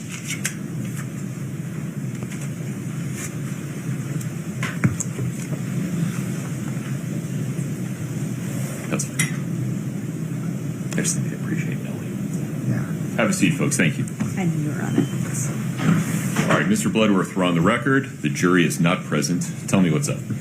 Your Honor, the state's waiting on the defense's decision regarding the Norris matter, because if they want to proceed in one fashion, the state will call some additional witnesses in its case in chief. If they want to proceed in another fashion, then the state will rest. This is what I was trying to tease out, and I apologize for not being more specific. Given that they did not open the door to this issue through any of the state's witnesses, in the state's case of chief so far. I understand the possible order of events from this point forward to be they'll make a decision about whether in the defense case to open the door to it. If they do, the state would be able to respond by, among other things, publishing evidence of Mr. Jeff's statements and, forgive me, the other gentleman, Bond Savage. Mr. Bondsavage's statements as part of the state's response to or rebuttal of the defense's theory of a failure or to investigate or incomplete investigation. But they haven't opened the door yet, so I don't think there's any need or ability for the state to get into it in its case in chief. Okay, Your Honor, then the state rests. Okay. With the state having rested, Ms. Nestor, does the defense have a motion? We do, Your Honor. Mr. Ramos is going to take care of that.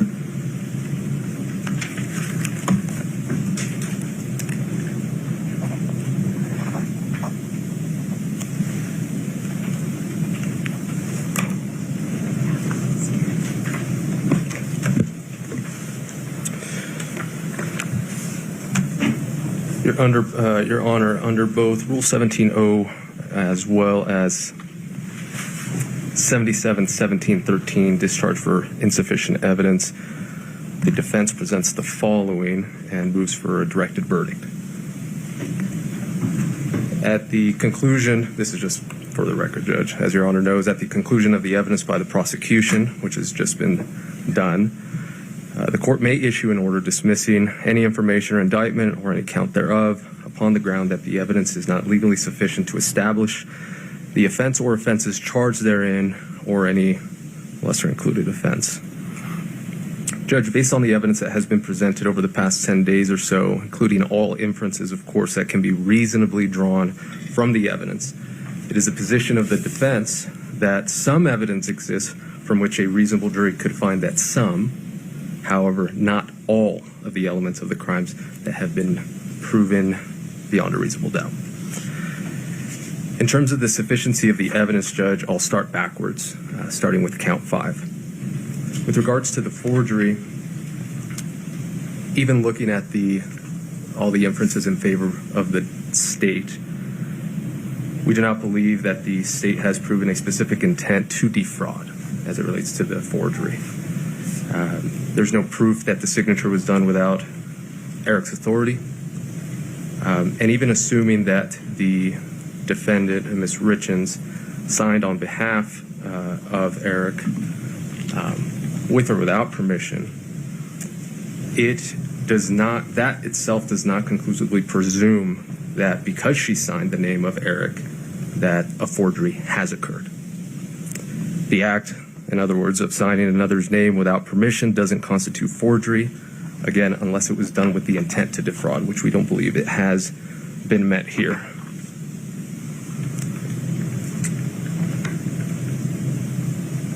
In terms of count 4, and forgive me, Judge, the way I'm approaching this is based primarily on the information, the criminal information, as the facts were laid out there. It was a bit difficult to follow through the testimony as to exactly what the state's position is.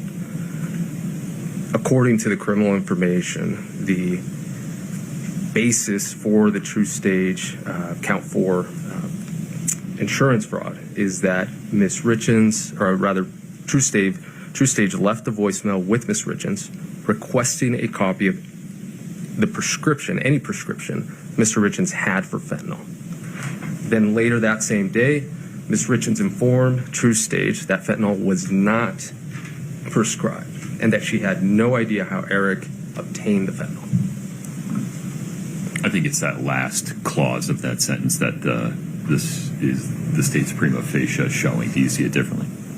And taking that as their basis, what the evidence has shown thus far has been that Ms. Richins sought and procured oxy from Ms. Lauber, that while Ms. Lauber indicated that it was fentanyl, her source, Mr. Crozier, provided fentanyl that Mr. Crozier did not provide fentanyl. Rather, he provided prescription-grade oxys. From that moment, from the supplier, Mr. Crozier, to Ms. Lauber, the evidence is that what was provided was oxy. May I ask you a direct question about that?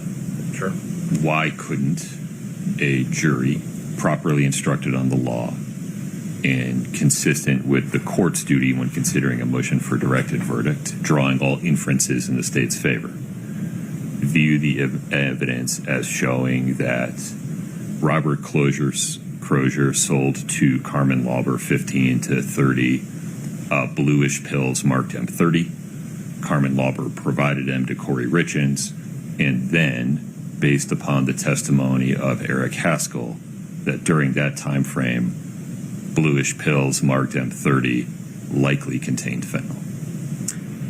Two responses. One, the testimony from Mr. Crozier as to the quantity and the amount per pill does not jive at all with the Haskell testimony as to how much fentanyl grade, or I guess street level, non-prescription pills were going for.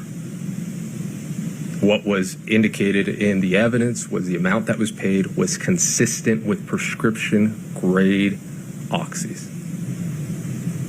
So that's how I would answer Your Honor's question. Okay.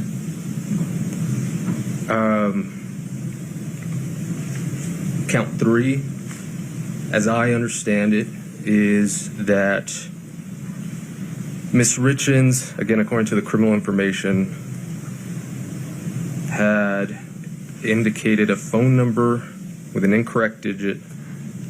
The signature on the application that purported to be Mr. Richins is a forgery. We talked about count 5. And then in the context, and I think it was also the P.O. box. I imagine they were trying to establish that Mr. Richins didn't have access to that or something to that effect. I don't believe any evidence has been presented to that degree or The that. P.O. box circumstantial evidence that Eric didn't know about it. Not necessarily. If I view the inferences in the light most favorable to the state. And even with that, Judge, I mean, there was no evidence presented at all that from the Postal Service or anybody saying that Mr. Richins had no idea that that P.O. box existed. There was a statement and a question made by, I believe, the state, but no evidence was presented to show that that was actually the case. That's how I would answer Your Honor's question.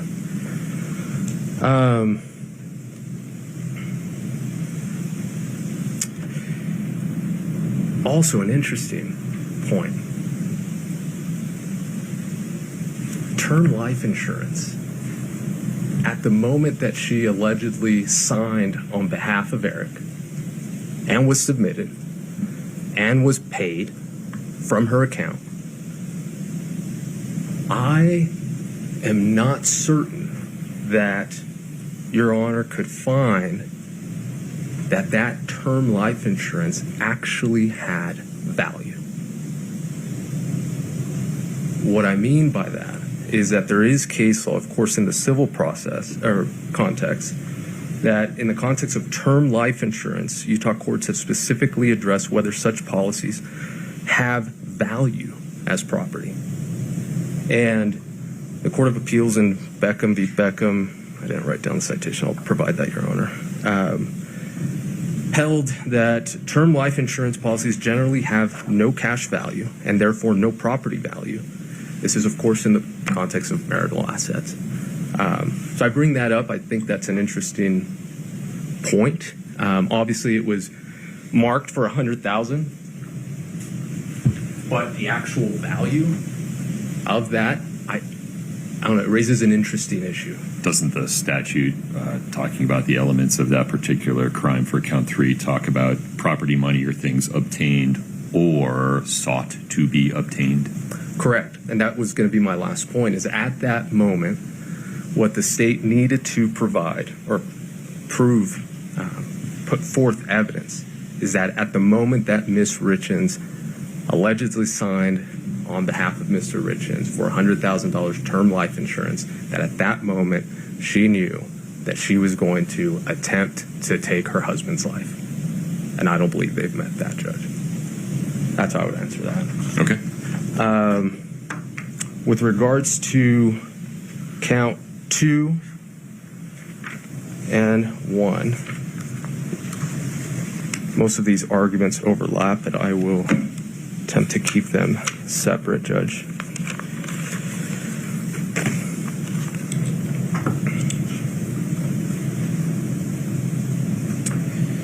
As I understand it, in order for them to have met the elements, in order for Ms. Richins to be found guilty of an attempt, she must engage in conduct constituting a substantial step towards the commission of the offense. Here, evidence has been presented that she did seek to obtain oxy. We've had that discussion. Obtaining that oxy, just obtaining the oxy itself, is mere preparation. There is case law, as I'm sure Your Honor is aware, in State v. Johnson, 821 P2D 1150, that indicates that that is not enough. Coupled with the information that we just discussed as to whether it was oxy, whether it was fentanyl, I believe that's even Ms. Richins' case currently is even in a better posture than Ms. Johnson. So with that, if we look at it in the context of the Valentine's Day, there is no evidence at this point that what was obtained was fentanyl, one. Even if it was oxy and she sought to obtain that, beyond that, there's nothing else, no other evidence that indicates that Ms. Richins took those pills, the greenish blue ones, I think at that time 15 milligrams is what Mr. Crozier said, and did anything else with it. I think the evidence as to Mr. Richins ingesting a sandwich is clear. In terms of Ms. Richins picking it up, absolutely. That his reaction was a result of that and not anything else, I believe that the evidence is scant. Your Honor has a question. No, I'm following. I will say that even in the Johnson case, the evidence was clear that the defendant in that case had actually obtained a specific type of drug, methamphetamine. So even in that case, they knew exactly what was obtained. Here, it's unclear what was obtained. I will add this before I forget. It relates to all of this in your prior question. In terms of the pills, Ms. Lauber testified the amount of pills that was significantly different from what Mr. Crozier had indicated, as well as the packaging. I believe that's important in the court's consideration in terms of what type of pills ultimately were given from Mr. Crozier to Ms. Lauber. This same argument, not to rehash it, applies to count 1. And it leaves us with the administering of the drug. Zero evidence has been presented besides that fentanyl was in his system, in his gastric, and it was possibly orally ingested. There has been no evidence in terms of the administering of whatever it was at all. Judge, for those reasons, the defense requests that Your Honor exercise your duty under both the Rule 17 as well as the Code, and we move for directed verdict on those counts, Judge, for those reasons, unless Your Honor has any questions. I do not. You'll get the last word. Thank you.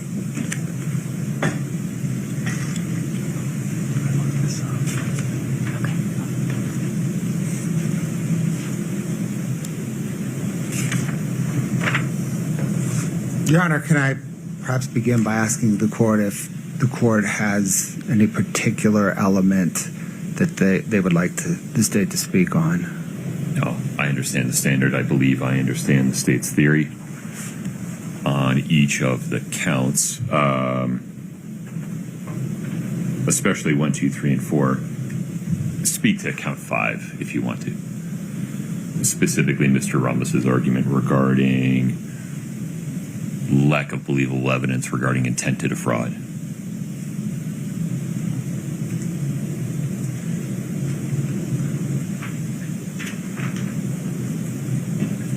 Your Honor, it ties into count 3, right? It's the same insurance. This is the $100,000 true stage policy.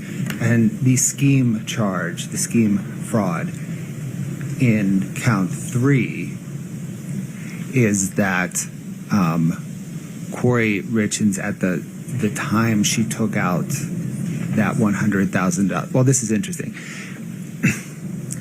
The timing doesn't matter for count 3, but the timing does matter for count 5. That as it relates to count 5, at the time she forged Eric Richins' signature, she intended to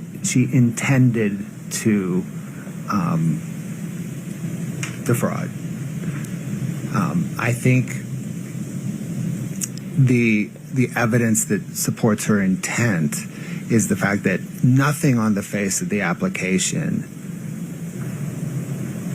indicates that Eric would know of this application, right? The mailing address, the email address, the phone number, everything, the payment, everything comes back to Kouri Richins.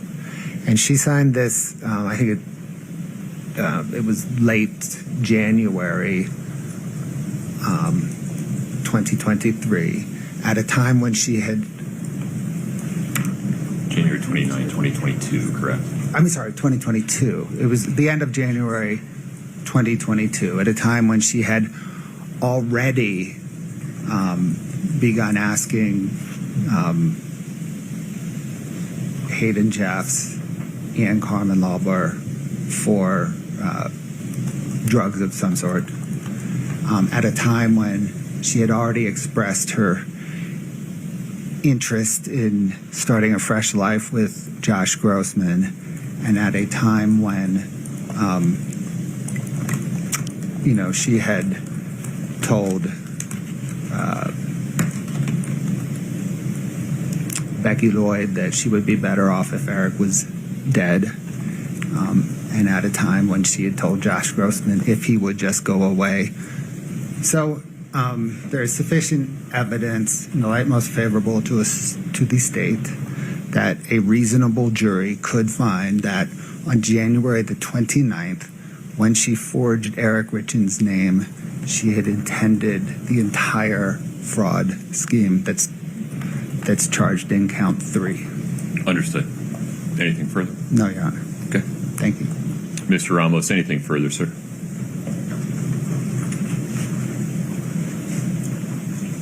Just briefly, and this is, of course, if Mr. Bloodworth wants to respond to this, I did neglect in my argument initially as to count 2 the testimony regarding the joking nature conversation that Ms. Stakings had that she testified to with both Ms. Richins and Mr. Eric Richins.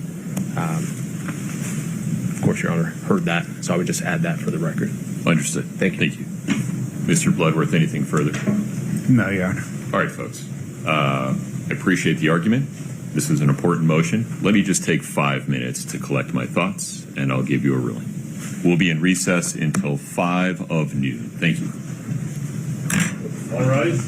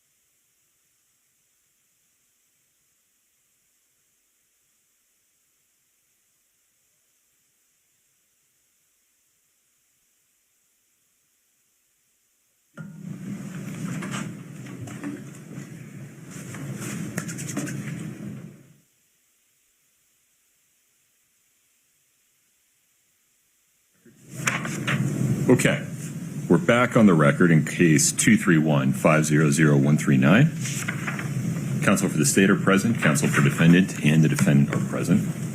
The issue before the court is defendant's motion for a directed verdict, seeking dismissal of counts 1 through 5 in the operative information.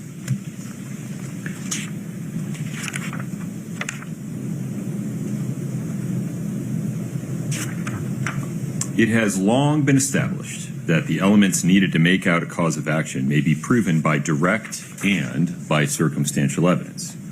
And if there is any evidence, however slight or circumstantial, which tends to show guilt of the crime charged or any of its degrees, it is the trial court's duty to submit the case to the jury. When evaluating a motion for directed verdict, the court is not free to weigh the evidence and thus invade the province of the jury, whose prerogative it is to judge the facts. Rather, the court's role is to determine whether the state has produced believable evidence on each element of the crimes from which a jury, acting reasonably, could convict the defendant. Not will, not would, but could. Moreover, the evidence must be viewed in the light most favorable to the state. Applying these legal principles as announced by the Utah Supreme Court in State versus Montoya, 2004 UT 5. The court finds that the state has established a prima facie case against defendant Kouri Richins by producing believable evidence of each element of each crime charged in the operative information. Defendant's motion for directed verdict is respectfully denied. Ms. Nestor, you asked for time to speak with your client to make some strategic decisions. Is between now and 1 p.m. sufficient time? Yes, Your Honor. Okay. Mr. Bloodworth, anything further before we recess until 1 o'clock? Nothing further, Your Honor. Ms. Nestor? No, sir. All right. We'll be in recess until 1 p.m., just confirming that to the extent the defendant will be putting on evidence or calling witnesses, you have a couple in the wings. Is that Yes. correct? Yes, sir. Okay. 1 p.m. Thank you for your time. Court's in recess.